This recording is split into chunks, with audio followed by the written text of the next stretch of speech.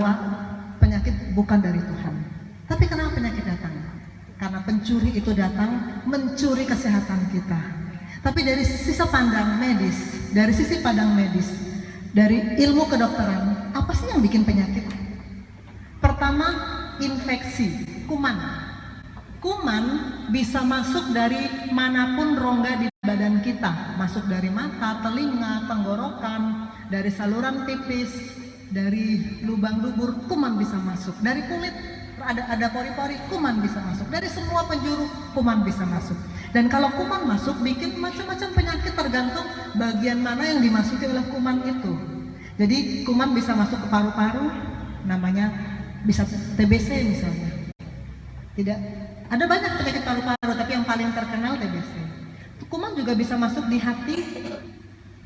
Maka kita sering bilang kena sakit liver atau hepatitis. Kuman juga bisa masuk di usus, bikin orang mules-mules ke belakang, diare, bisa bikin tipes. Tipes itu juga sakit karena ususnya dimasuki kuman. Kuman juga bisa masuk di ginjal, bikin infeksi di ginjal. Kuman juga bisa masuk di otak, bikin infeksi di otak. Pendek kata, semua bagian dalam badan kita kuman bisa masuk dan bisa bikin penyakit yang namanya tergantung dari bagian mana yang dimasuki oleh kuman itu. Penyakitnya bisa ringan, bisa berat. Tapi sepanjang penyakit itu disebabkan oleh kuman, maka ada obat, namanya antibiotik, obat pembunuh kuman. Penyakit yang disebabkan oleh kuman, ada obat, namanya antibiotik, obat pembunuh kuman. Kenapa ini saya ulang 2 kali? Karena penyakit yang lain sebenarnya nggak ada obatnya. Dokter belajar bertahun-tahun, saya belajar dokter umum 6 tahun, dokter spesialis 5 tahun, dokter subspesialis 2 tahun. Segitu lamanya saya belajar, tapi hanya untuk menyadari bahwa hanya satu jenis penyakit saja yang bisa disembuhkan oleh obat. Yang lain sebetulnya kita sangat bergantung pada pertolongan Tuhan. Tentu saja untuk penyakit infeksi pun kita bergantung pada Tuhan, tapi ada yang masih bisa kita obati. Nah, jenis penyakit yang lain tadi infeksi ya.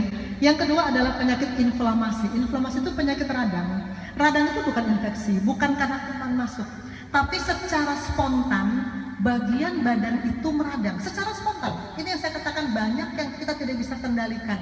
Banyak yang kita nggak tahu kenapa terjadi.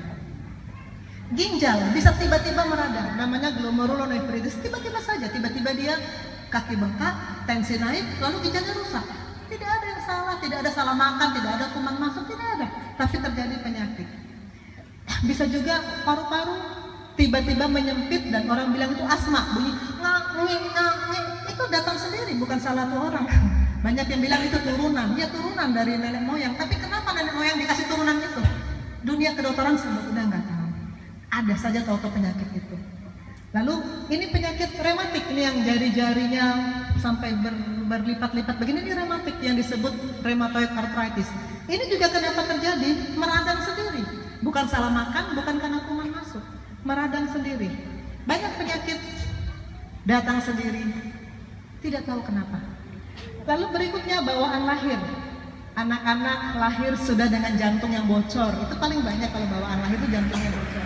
Kenapa sampai begitu? Ya itu, kalau dunia kedokteran sih bilang mungkin ibunya waktu melahirkan, waktu mengandung kena virus ini itu, tapi sebetulnya nggak tahu kenapa. Kemudian ini ada penyakit namanya sindroma Down. Biasanya kalau perempuan umur 40 lebih masih hamil, masih melahirkan, anak yang dilahirkan tuh banyak cacatnya, cacat mental, cacat dari berbagai organ tubuh. Ini sindroma Down. Memang sudah dilahirkan begitu, kenapa bisa begitu? Kita juga nggak tahu. Banyak yang kita nggak tahu sebetulnya. Ini bibir sumbing, cantik sekali bayi ini kan bibir sumbing. Kenapa begitu juga? Dunia kedokteran nggak tahu sebenarnya. Lalu ini terjadi cacat di sumsum tulang belakang yang bikin dia seumur hidup lumpuh, nggak bisa disembuhkan, nggak bisa diapa-apain, dioperasi pun nggak bisa. Ini semua bagian dari penyakit bawaan lahir yang kita nggak bisa apa-apakan. Lalu degenerasi adalah penyakit akibat umur. Makin umur makin tua, mulai terjadi yang tadi, tulang keropos, tulang pengapuran, kemudian tekanan darah mulai naik, itu akibat umur. Itu terjadi seperti kencing manis, penyakit jantung koroner, osteoporosis, pengeroposan, Parkinson, penyakitnya petinju Muhammad Ali yang gemetar-gemetar jalannya begini, itu semua juga terjadi karena umur. Makin umur, orang akan mulai mendapat bermacam-macam penyakit karena umur. Dan satu lagi, kanker, keganasan. Keganasan ini penyakit kanker. Berbagai kanker bisa mendatangi siapa saja, kapan saja. Orang berusaha cari tahu apa sih yang bikin orang kena kanker. Kita bisa berteori mungkin karena ini, mungkin karena itu, tapi sebenarnya dunia kedokteran tidak tahu kenapa seseorang kena kanker. Tapi bisa terjadi pada siapa saja di umur berapa saja. Jadi ada 5 golongan penyakit: infeksi, inflamasi, bawaan lahir, degenerasi, keganasan, yang obatnya jelas cuma satu, cuma infeksi, dikasih antibiotik kuman mati. Tapi nanti bisa kena lagi. Tapi sebetulnya kita nggak tahu kenapa begitu banyak penyakit terjadi. Dari secara medis tidak diketahui kenapa. Kenapa penyakit datang?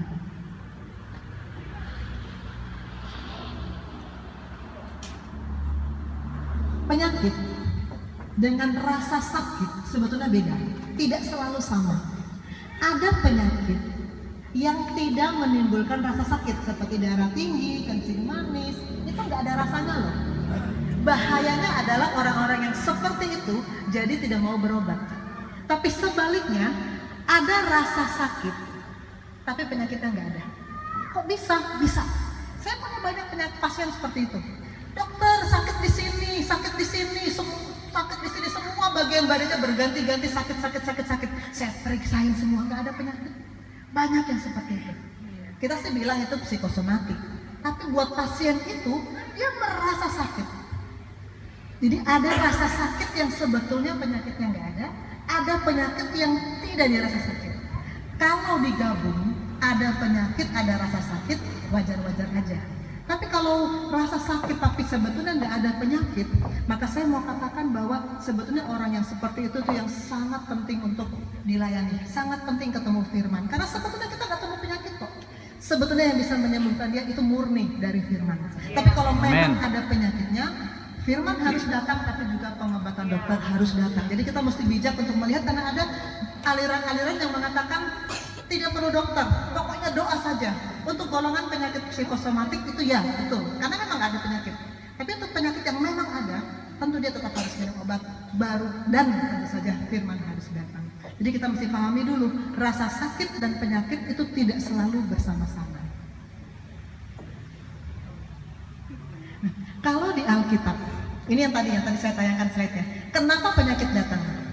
Pertama, karena tidak ada sukacita. Tadi Filipi 4 ayat 4 mengatakan bersukacita senantiasa. Lalu Amsal 17 ayat 22 mengatakan hati yang gembira adalah obat. Orang yang tidak ada sukacita itu gampang sakit. Terutama sakit yang saya bilang tadi, yang tidak ada penyakitnya. Tapi sakit, pasien-pasien yang terus-menerus mengeluh, saya lihat air mukanya, aduh tidak pernah sukacita. Tidak ada sukacita, terus mengeluh. Dia benar-benar merasa sakit. Yang kedua, penyakit apa yang muncul dari kondisi tidak ada sukacita? Pertama, penyakit lambung. Karena saya subspesialis lambung, saya tahu betul ada banyak penyakit lambung yang orangnya betul-betul kesakitan. Tapi kalau saya teropong, saya lihat lambungnya bagus, nggak ada apa-apa, bersih, nggak ada apa-apa, nggak ada luka, nggak ada apa. Tapi dia betul-betul kesakitan. Itu karena dia yang sakit sebetulnya bukan fisiknya, tapi jiwa dan rohnya. Selain lambung, darah tinggi juga bisa terjadi karena tidak ada sukacita. Sakit kepala, sulit tidur, ini semua terjadi karena tidak ada sukacita. Yang kedua, tidak hidup kudus. Di daerah tempat saya bekerja di Jakarta Utara, itu banyak sekali kelompok orang-orang yang tidak hidup kudus. Itu daerah pelaut dan daerah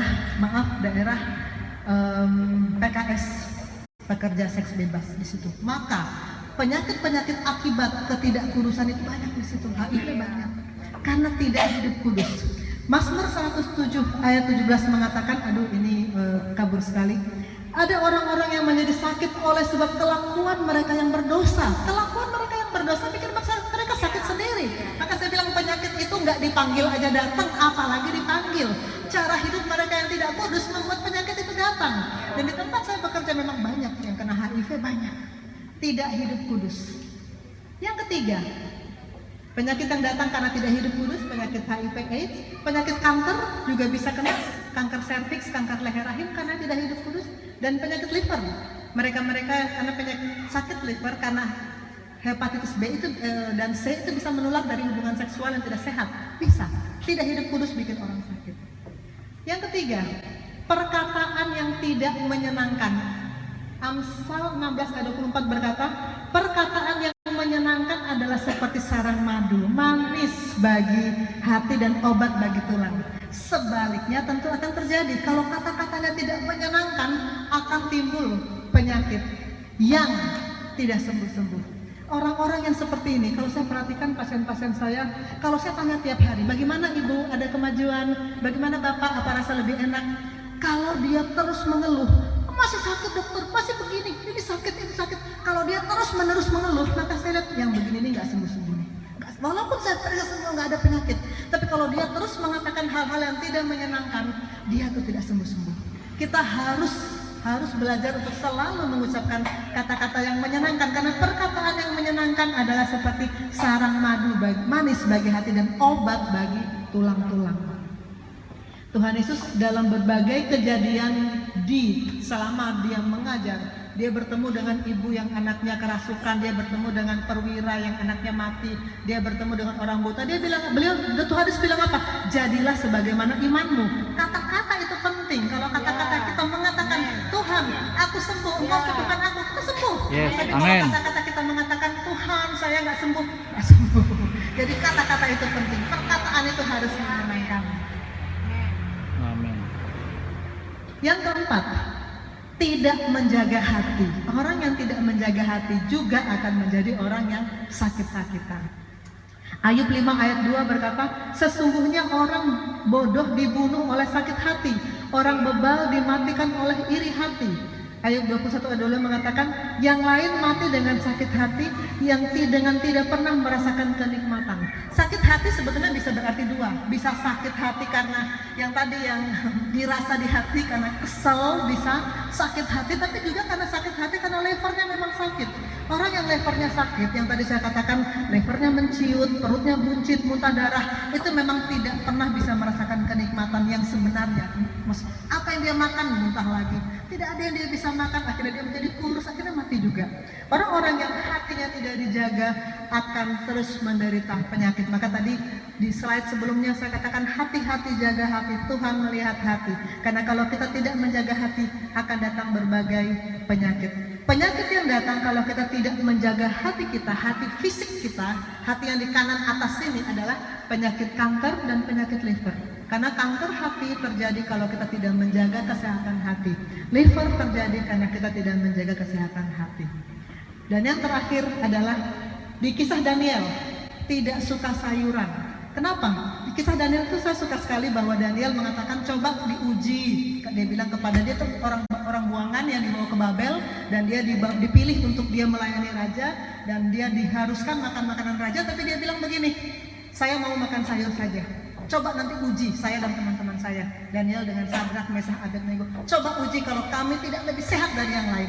Dan ternyata mereka hanya makan sayur-sayuran, tapi mereka lebih sehat dari yang lainnya. Karena apa? Tuhan tahu sayur itu penting. Sayur itu harus menjadi bagian dari makanan sehari-hari.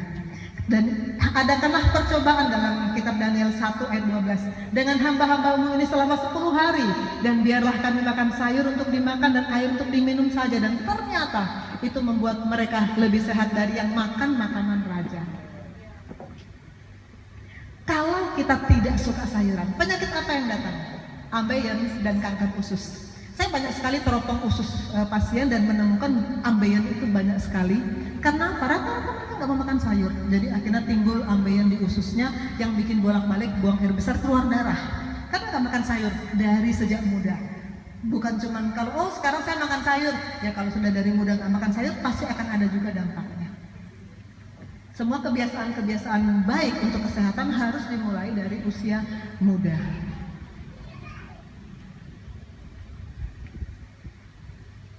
Kenapa kesembuhan datang? Kesembuhan datang karena Tuhan sebetulnya menghendaki kita sembuh. Tuhan menghendaki kita sehat. Ini kabur sekali. Ini yang saya kutip adalah ayat dari Matius 4 ayat 23 yang bunyinya, saya sendiri juga susah bacanya. Tapi intinya adalah Yesus ketika masa hidupnya berkeliling di seluruh daerah, dan yang dia lakukan adalah memberitakan Injil Kerajaan Allah dan menyembuhkan penyakit. Dua hal utama yang dia kerjakan, memberitakan Injil Kerajaan Allah dan menyembuhkan penyakit.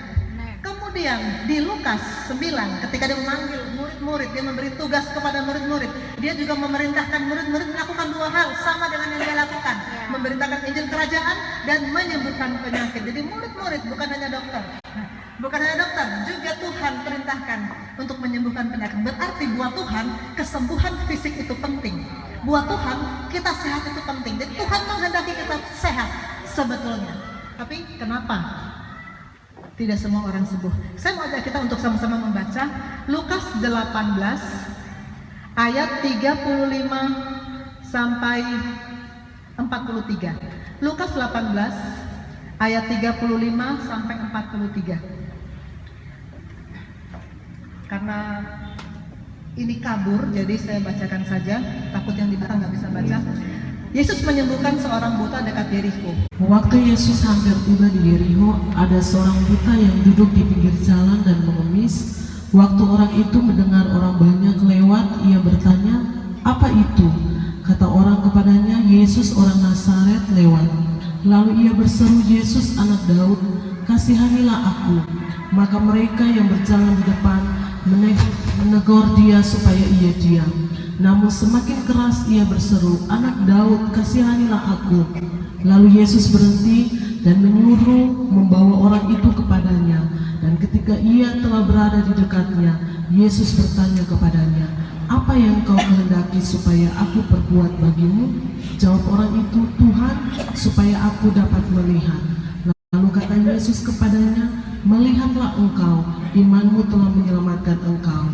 Dan seketika itu juga melihatlah ia lalu mengikuti dia sambil memuliakan Allah. Seluruh rakyat melihat hal itu dan memuji-muji Allah. Ya, terima kasih Ibu. Kita barusan mengikuti satu kisah yang luar biasa bagaimana Tuhan Yesus menyembuhkan seorang buta. Kenapa orang buta itu disembuhkan? Kenapa orang buta itu disembuhkan? Kalau kita lihat dari yang kita baru baca, saya mengambil ada 4 hal yang membuat dia disembuhkan. Pertama, dia mengenal Tuhan Yesus. Kedua, dia gigih dan tidak kenal menyerah. Ketiga, dia tahu apa yang dia perlu minta. Dan keempat, dia memiliki iman. Kita akan lihat satu persatu. Dari ayat 36 dan 37, waktu orang itu mendengar orang banyak lewat, ia bertanya, "Apa itu?" Kata orang kepadanya, "Yesus orang Nazaret lewat." Lalu ia berseru, "Yesus anak Daud, kasihanilah aku." Dia tanya, "Itu ada apa? Kok heboh ribut-ribut?" Dia buta kan? "Itu apa? Kok ribut-ribut?" Orang bilang, "Orang Nazaret, Yesus orang Nazaret lewat." Kenapa dia tidak bilang, "Yesus orang Nazaret, kasihani aku"? Kenapa dia bilang, "Yesus anak Daud, kasihani aku"? Karena dia tahu itu anak Daud, dia tahu itu Mesias. Dia mengenal siapa Yesus. Karena itu Tuhan menyembuhkan dia. Dia kenal siapa Yesus. Dia tidak seperti orang-orang yang banyak yang ikut yang hanya bilang itu orang Nazaret. Dia tahu itu anak Daud. Dia tahu itu Mesias. Yang pertama, kenapa Tuhan sembuhkan? Kita kenal siapa Yesus. Kenal siapa Yesus, Tuhan akan berikan kesembuhan. Yang kedua, masih mengenal Yesus. Paulus, Filipi 3 ayat 10. "Yang ku kehendaki ialah mengenal dia dan kuasa kebangkitannya dan persekutuan dalam penderitaannya, di mana aku menjadi serupa dengan dia dalam kematiannya, supaya aku beroleh kebangkitan dari antara orang mati." Mengenal dia bukan cuma tahu. Mengenal dan tahu, dan mengenal seperti Paulus mengenal Yesus itu berbeda. Ayat 39, "Maka mereka yang berjalan di depan menegur dia supaya diam. Namun semakin keras ia berseru, 'Anak Daud, kasihanilah aku.' Orang-orang bilang, kamu diam, kamu ribut." Tapi dia tidak kenal menyerah. Dia tetap berseru. Tuhan Yesus mengajarmu, orang banyak yang mengikuti dia ketika dia sedang mengajar orang banyak, mengajar orang banyak supaya mereka berdoa dengan tidak jemu-jemu. Ini yang mencatat adalah Lukas 18 ayat 1. Yesus mengatakan satu perumpamaan kepada mereka untuk menegaskan bahwa mereka harus berdoa dengan tidak jemu-jemu. Perumpamaan itu adalah ketika tentang seorang janda yang haknya dirampas, lalu janda itu datang kepada hakim itu hakim melalim, janda itu bilang, "Hakim, belalah aku." Hakim itu tidak mau. Tapi tiap hari janda itu datang, pagi, siang, sore, malam janda itu datang. Hakim itu lama-lama terganggu, lalu dia bilang, "Aduh, ini janda ini bikin saya pusing, tapi daripada saya diganggu terus, ya udah saya kabulkan saja permintaannya, saya bela saja dia biar beres dan saya nggak diganggu lagi." Hakim yang lalim saja bisa berubah dan mau bela janda itu, apalagi Tuhan kita yang Maha Kasih. Kita harus terus meminta dengan tidak jemu-jemu. Kita minta kesembuhan, sehari belum disembuhkan, doa terus, mungkin sebulan, mungkin setahun. Waktu Tuhan beda dengan waktu kita, tapi jangan menyerah, terus meminta kepada Tuhan. Gigih dan tidak menyerah seperti orang buta itu. Amin. Yang ketiga, yang bikin Tuhan mengabulkan permintaannya, dia tahu apa yang dia perlu minta. Ayat 40, lalu Yesus berhenti dan menyuruh membawa orang itu kepadanya. Dan ketika ia berada di dekatnya, Tuhan bertanya, "Apa yang kau kehendaki supaya aku perbuat bagimu?" Jawab orang itu, "Tuhan, supaya aku dapat melihat." "Apa yang kau kehendaki supaya aku perbuat bagimu?" Itu pertanyaan yang buat saya tuh manis banget ya. Ya ampun, kalau Tuhan, suara Tuhan itu kepada kita bilang begitu, "Apa sih yang kamu mau saya perbuat buatmu?" Betapa kita lalu mau, aduh Tuhan, kita mau minta sesuatu dari Tuhan. Tetapi kita melihat contoh ini, yang dia minta adalah yang memang dia perlu.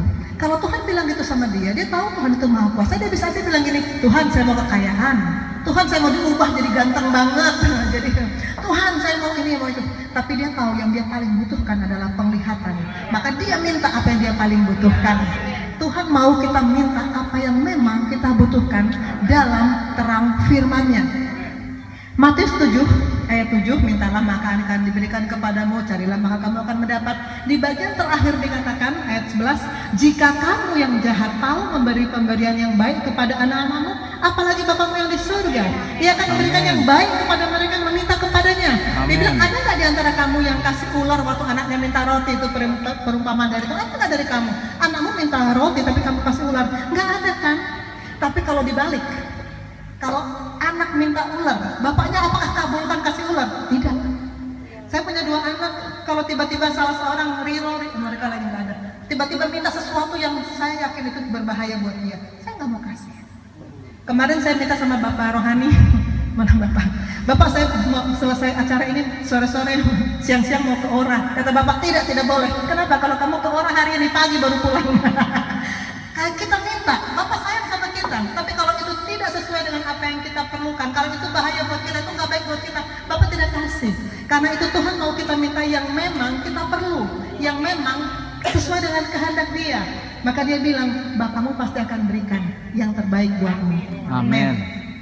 Yang ketiga, yang keempat, yang membuat Tuhan menyembuhkan orang itu adalah dia punya iman. Kata Yesus kepadanya, "Melihatlah engkau, imanmu telah menyelamatkan engkau." Tuhan beberapa kali mengucapkan kata imanmu menyelamatkan engkau dalam beberapa kali penyembuhan yang dia lakukan. Seperti ketika ada perempuan yang anaknya kerasukan setan, dia katakan, "Jadilah sebagaimana imanmu." Ketika ada perwira di Kapernaum yang anaknya sakit lalu mati, Tuhan juga mengatakan iman yang menyelamatkan engkau. Iman. Bapak Rohani mengajarkan kami bahwa iman adalah mata uang, adalah alat tukar untuk kita bertransaksi dengan Tuhan. Kita bilang, "Tuhan, saya mau ini." Tuhan bilang, "Mana iman?" Apapun yang kita minta dari Tuhan, Tuhan akan lihat imannya mana. Alat tukarnya adalah iman. Iman itu harus ada.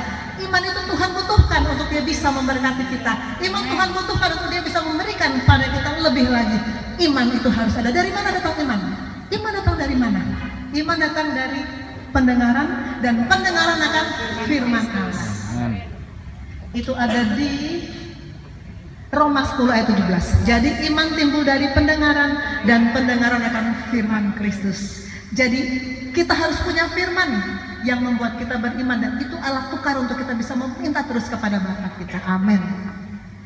Karena itu orang buta tadi disembuhkan, dan akibat dari kesembuhan yang terjadi pada orang buta itu, Allah dipermuliakan. Tuhan mau dalam setiap peristiwa Dia memberkati kita, Dia menyembuhkan kita, Dia menolong kita dalam setiap peristiwa.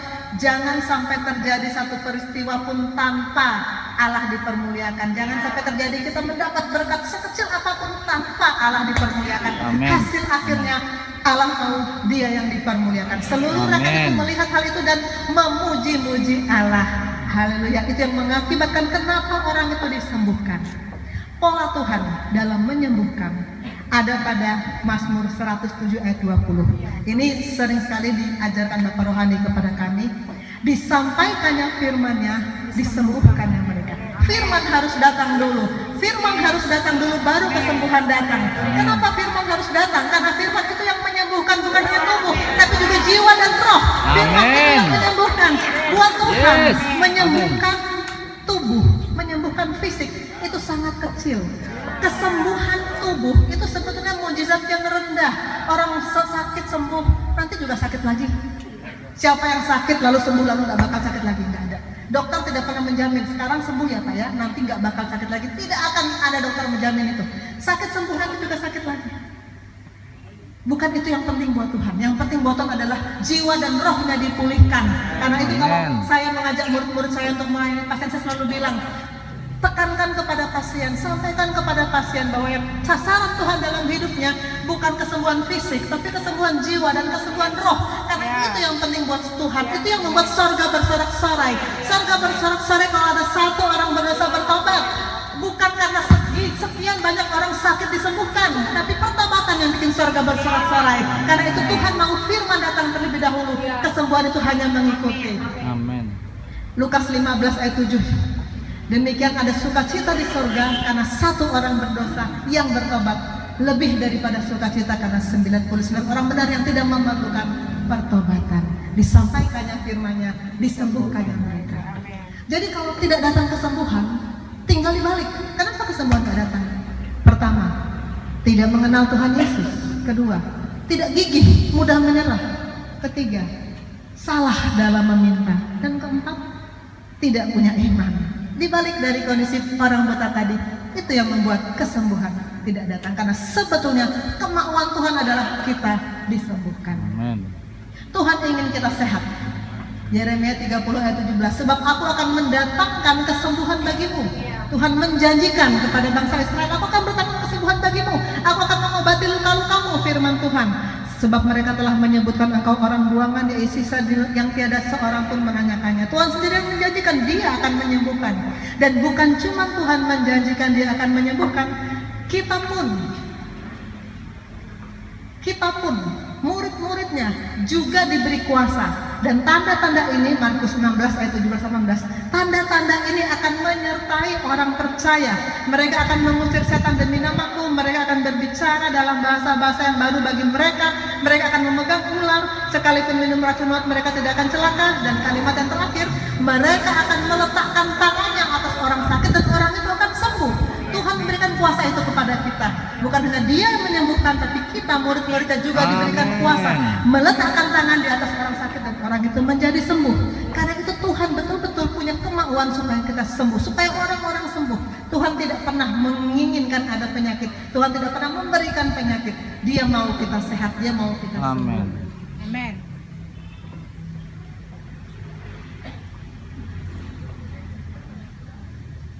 Ya, ini slide yang tadi lagi bahwa tugas Tuhan yang dilakukan Tuhan Yesus selama 3,5 tahun di muka bumi ini adalah memberitakan Injil Kerajaan dan menyembuhkan penyakit. Dan dia memanggil 12 rasul, dia memanggil kita semua, kita juga murid-muridnya, untuk melakukan dua hal itu, yaitu memberitakan kerajaan Allah dan menyembuhkan orang sakit. Amin. Saya kira ini slide yang terakhir. Kesimpulan, kesembuhan yang dikehendaki Tuhan adalah kesembuhan yang mencakup 3 aspek, tubuh, jiwa, dan roh. Tuhan kehendaki 3-3 itu yang sembuh kalau kita mau seseorang atau kita disembuhkan. Dan alat tukar untuk mendapat kesembuhan itu adalah iman. Harus ada iman, maka kesembuhan itu. Amin. Ya, saya kira buktikan kasih-Mu, mati bagiku, hapuskan dosaku.